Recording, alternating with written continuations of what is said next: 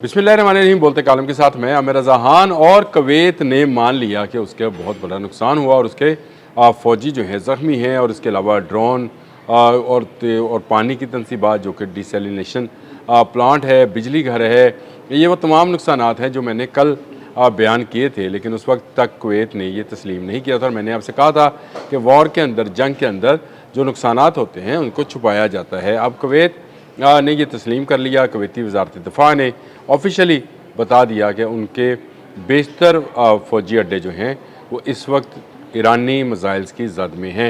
ईरानी missiles और drones जो हैं ताक ताक कर ऐसी ऐसी जगहों को निशाना बना रहे हैं जहाँ पर अमरीकी अड्डों में मौजूद फ़ौजी जो हैं वो ईरान के ख़िलाफ़ कार्रवाइयाँ कर रहे हैं।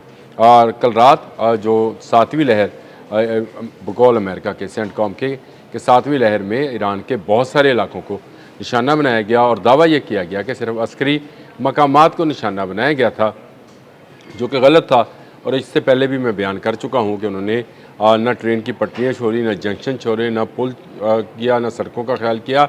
हत्ता कि उन्होंने एक चिल्ड्रन कैंसर हॉस्पिटल को भी निशाना बनाया। इस तरह सिविलियंस अहदाफ को निशाना बनाने के बावजूद सेंटकॉम जो है डटाई के साथ कह रहा है कि उसने सिर्फ अस्करी मकामात को निशाना बनाया। अगर ये बात पासदारान इनकलाब करें तो बिल्कुल ठीक कहते हैं, क्योंकि वो अभी तक किसी सिविलियन आबादी में कोई ड्रोन और मिसाइल गिराने के ज़िम्मेदार नहीं हैं।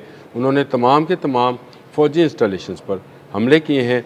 आज की जो स्टोरी है इसके मुताबिक तर्जमान ने ये मान लिया है कि कई मराकज़ जो हैं वो तबाह हुए हैं, फ़ौजी कैंप और ड्रोन हमलों का निशाना बने हैं, और जिसके नतीजे में ज़मीनी अफवाज के मुतअद्दिद तादाद नहीं बताई जा रही, मुतअद्दिद अफराज फ़ौजी जो हैं वो ज़ख्मी हुए हैं। इनमें कुवैती भी शामिल हैं और अमरीकी भी शामिल है। कुवैती वो जो इनकी हेल्प करने के लिए इन अड्डों पर मौजूद होते हैं और जो बहुत सारे काम जो हैं सर अंजाम देते हैं, वो भी ज़ख्मी हुए हैं और शदीद ज़ख्मी भी हैं। हॉस्पिटल्स में उनको मुंतकिल किया जा रहा है। और मैं आपको याद होगा कि मैंने कल कहा था कि एम्बुलेंसेस जो हैं वो देखी जा रही हैं, लेकिन मीडिया पर जो है इसको छुपाया जा रहा था कि कोई नुकसान नहीं हुआ। जितने मिसाइल्स आए थे, ड्रोन्स आए थे, हमने उनको इंटरसेप्ट कर लिया। तो इसका मतलब यह है कि कुवैत के अल सालम एयर बेस से लेकर बाकी कुवैत में जहाँ जहाँ पर जो अमरीकी अड्डे मौजूद हैं और जहाँ जहाँ पर उनके रडार्स और मिसाइल्स और फ़ौजी मौजूद थे, उसको ताक ताक कर ईरान ने निशाना बनाया। ये मान नहीं रहे थे, ये कह रहे थे कि तमाम फ़ज़ा में तबाह कर दिए। अब कहते हैं जी हमने तबाह तो किए हैं, लेकिन मुतअद्दिद फ़ौजी जो हैं ज़ख्मी हैं और बहुत सारे जो हैं डिपोज़ जो हैं, ऑयल डिपोज़ और वेपन्स ये एमुनेशन डिपो जो है ये भी तबाह हुए हैं। इसके अलावा भी तनसीबात जिनमें रडार्स हैं, जहाज़ हैं, हेलीकॉप्टर्स हैं, उनको भी नुकसान पहुँचा है। तो एक बड़ी तबाही का मंजर जो है कुवैत में नज़र आ रहा है और ये अच्छी बात है कि कुवैत ने यह तस्लीम कर लिया। हम कह रहे थे तो उस वक्त कुवैत की तरफ से तरदीद की जा रही थी कि ऐसा कोई नुकसान नहीं हुआ। और अब BBC की स्टोरी है और भी मीडिया हाउसेस ने ये स्टोरी जो है दी है, जिनके मुताबिक बैलिस्टिक मिसाइल्स और ड्रोन्स ने जो है वो हमला किया। ये एक किस्म का स्वाम अटैक था।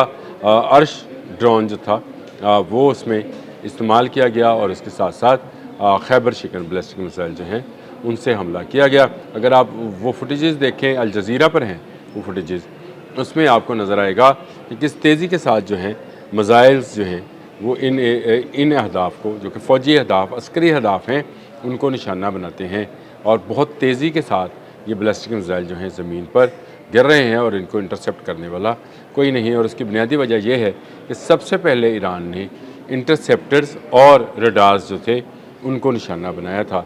उसके बाद जब सिविलियन आबादियों पर हमला हुआ तो उसने डिसैलिनेशन प्लांट्स और इसके साथ साथ बिजली के प्लांट्स जो है उनको भी निशाना बनाया, जिसकी भी आज तस्दीक कर दी।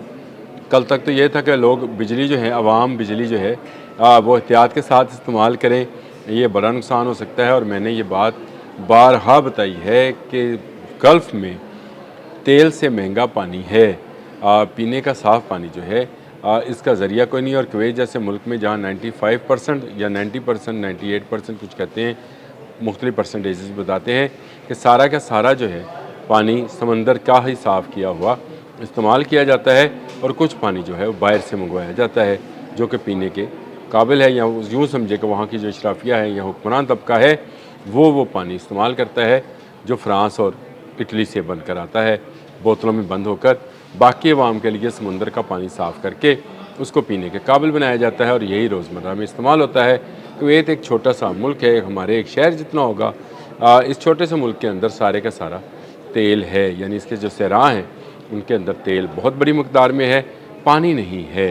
और पानी के लिए इनको समंदर के डिसैलिनेशन प्लांट्स पर जो है भरोसा करना पड़ता है। इन्हीं को निशाना बनाया है। और आने वाले दिनों में आप देखेंगे कि अगर ईरान के सिविलियन इंफ्रास्ट्रक्चर को और सिविलियन जो बिजली घर हैं उनको अगर निशाना बनाने की कोशिश की गई तो ईरान पूरे गल्फ़ में ऐसे ही डिसैलिनेशन प्लांट्स और बिजली घरों को नुकसान पहुँचाएगा।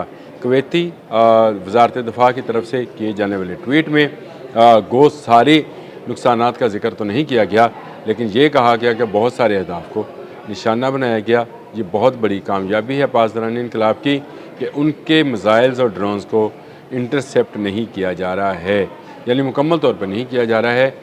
लाज़मी बात है कि अमेरिका एक पूरी तैयारी के साथ यहाँ पर मौजूद है, इसराइल उसके बैक पे है, कुवैत और मुत्तहिदा अरब अमारात और बहरीन जैसे ममालिक जो हैं ये उसके जो हैं वो मदद के लिए मौजूद हैं और इनकी मदद के बगैर जो है अमेरिका कुछ नहीं था।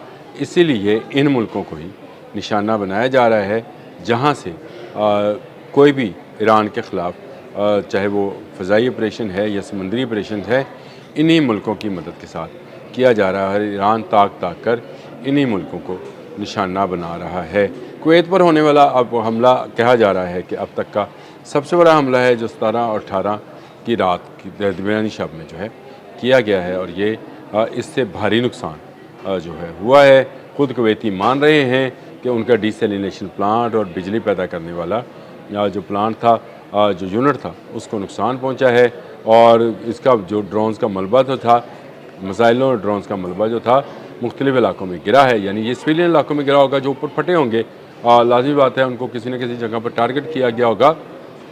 मैंने कल भी ये बात कही थी कि जब आप कहते हैं कि मुतअद्दिद रोक लिए तो इसका मतलब है कि सारे नहीं रोक पाएंगे, सारे में से कुछ लग जाएंगे और ये लग ये रहा है, कुछ रोके गए हैं, ज़्यादातर जो हैं वो अपने अहदाफ तक पहुँचे हैं। इसीलिए कहा जा रहा है कि बहुत सारे मराकज़ जो हैं, कई मराकज़ और फौजी कैंप जो हैं ड्रोन हमलों का और मिसाइल हमलों का निशाना बने। ये मेरी खबर नहीं है, ये ख़ुद कुवैती हकाम ने खबर दी, BBC ने इसको जारी किया और BBC के अलावा भी अल जज़ीरा में भी ये खबर मौजूद है।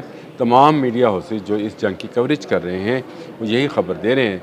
मैंने ये कल दी थी, उस वक्त शायद कुवैती जो थे वो इसका इनकार कर रहे थे और कह रहे थे ऐसा कुछ नहीं हुआ।